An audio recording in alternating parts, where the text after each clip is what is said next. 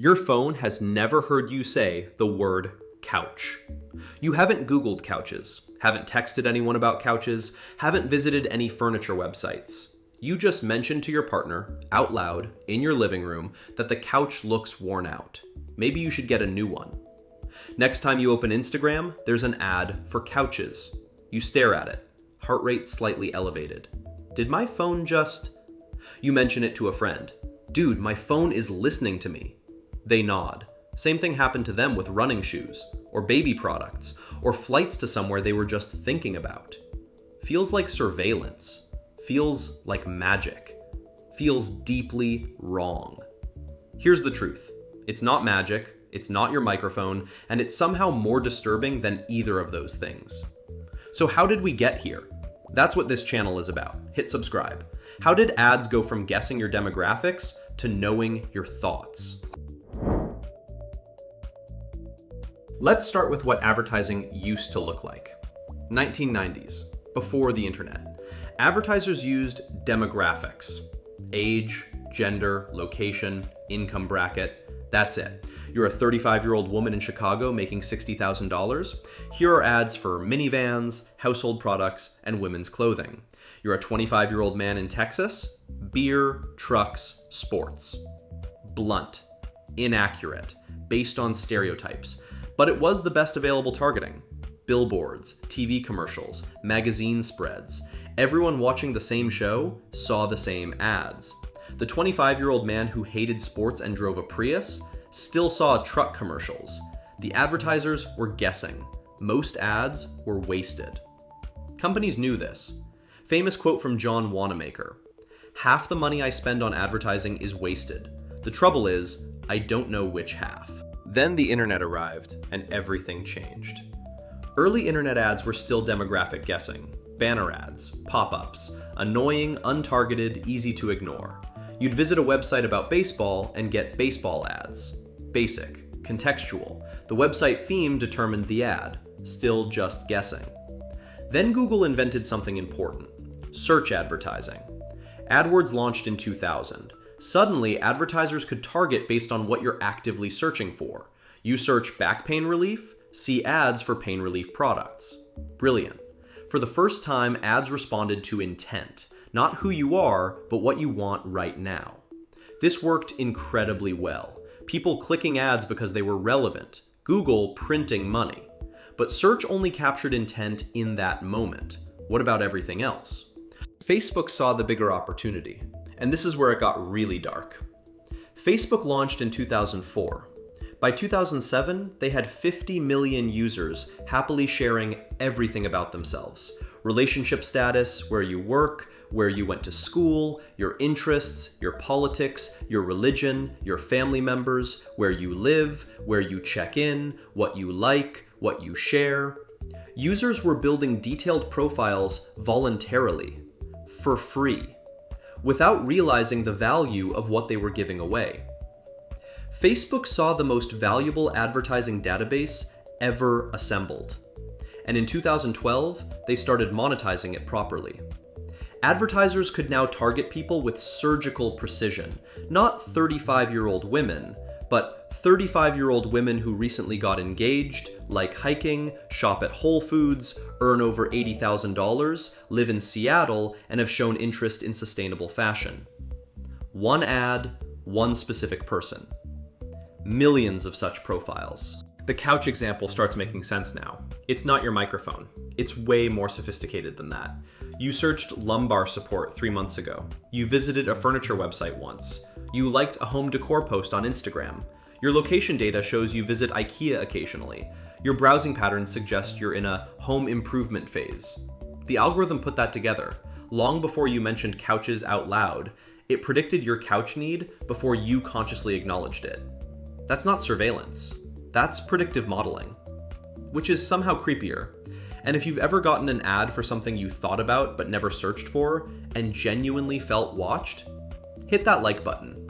It tells me people are starting to understand how this system works and how unsettling it actually is. The data collection became industrial. This is the part nobody fully grasps. Every app on your phone is collecting data. Every website you visit, every search, every purchase, every location check-in. But it goes way beyond your own behavior. Data brokers exist. Companies that buy, sell, and trade personal data. Thousands of them.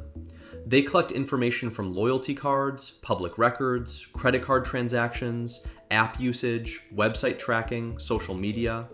They compile profiles on hundreds of millions of people, without asking, without your knowledge, selling your information to advertisers who build models around it. You signed up for a grocery loyalty card to save 50 cents on cereal. That data was sold.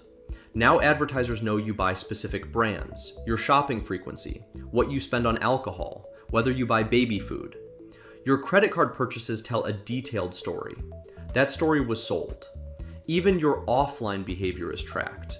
Retailers track your movement through stores using phone signals. Your car's location data is sold by apps you gave location permission to. Your fitness tracker data has been sold. You are a product. Your data is the commodity. You were never the customer. The Cambridge Analytica scandal revealed how bad it got. 2018. A political consulting firm harvested data from 87 million Facebook users without consent, built psychological profiles, used them to target political advertising. Analyzing what you like, share, and engage with can predict your personality traits, your political beliefs, your psychological vulnerabilities. They didn't just know what you wanted to buy, they knew how to manipulate how you vote. Your Facebook likes predicted whether you'd respond better to fear-based messaging or hope-based messaging, whether you're more persuaded by authority figures or peer pressure, whether you're an introvert or extrovert. Advertisers and political operatives were using psychological profiles to push your specific buttons. This isn't demographic targeting anymore. This is manipulation at an individual level. The retargeting became relentless. You've noticed this. You look at one pair of shoes on a website, don't buy them. For the next 2 weeks, those exact shoes follow you everywhere. Every website, every app, every platform. Retargeting. The website dropped a cookie. Now advertisers know you looked. They're betting that enough exposure will convert you. It's slightly effective, it's mostly annoying. But the principle reveals how tracked every single browsing action is. You don't even have to be logged into anything. Browser fingerprinting identifies your device uniquely, even in incognito mode. You think private browsing means private. It doesn't. The emotional manipulation got sophisticated. Ads aren't just relevant now, they're timed. Algorithms know you're most likely to shop when you're slightly bored, between 6 to 8 p.m. on weekdays, when you're tired, when your willpower is depleted. Instagram serves you shopping ads in the evening, specifically. Your defenses are down, you're scrolling mindlessly, you're emotionally vulnerable to impulse purchases. They know your patterns better than you know your own patterns. And they exploit them. The voice assistant question, because everyone asks it. Are phones listening? Technically, it requires significant battery and processing power to constantly stream audio. There's no solid evidence of it, but companies like Google and Amazon absolutely use voice data from their devices. Alexa is literally a microphone in your home you invited in. Every query analyzed, behavioral patterns mapped. And the targeting is so good now that it feels like listening even when it isn't. Your predictive profile is so detailed that ads feel like mind reading. That's actually scarier. They don't need to listen. They already know. The social graph reveals things you never shared directly. Facebook maps everyone you know. Your connections, who you interact with most, who your friends are. If your friends are buying baby products, you're probably also having children or about to. If your social circle suddenly starts searching health insurance, you might be in the same life stage. Your friends' data informs your targeting. You can be profiled based on people you know, without those things showing up in your own data, which means even if you're careful about what you share, your friends aren't. And their oversharing affects what you see. The personalization feels helpful. That's the trap. Ads relevant to you, content you'll enjoy. It does feel better than irrelevant ads, But the deeper implication is that every interaction is tracked, analyzed, stored, sold, used to build a model of who you are. You're not a person browsing the internet. You're a behavioral dataset being continuously refined. Every search adds data. Every purchase adds data. Every scroll, every pause, every click, every location. Building a profile that knows your habits, vulnerabilities, routines, relationships, political beliefs, health concerns, financial situation, things you've never told anyone. Your browsing history reveals health anxieties you haven't mentioned to your doctor, financial struggles you haven't admitted to family, relationship problems you haven't discussed with friends. The algorithm knows because it saw the search history, the patterns, the behavior. Your closest friend knows what you tell them. The algorithm knows what you actually do. And the regulation hasn't kept up, not even close. GDPR in Europe tried, California's privacy law tried, but enforcement is weak. Loopholes are massive. Companies technically comply while doing whatever they want. We anonymize your data, except anonymized data can be re-identified with surprising ease. Researchers prove this repeatedly. We give you control, except the opt-out process is buried, confusing, and often doesn't actually stop data collection. The system is designed to collect. Privacy settings are theater. So how did we get here? Demographic advertising was too blunt, so search advertising captured intent. Social media created voluntary, detailed profiles. Data brokers built comprehensive dossiers. Behavioral tracking captured everything we do online and offline. Retargeting revealed how every click is monitored. Emotional timing optimized when to hit you. Predictive modeling made listening unnecessary. Social graphs extended profiling beyond individual data. The helpful feeling of relevance disguised the surveillance.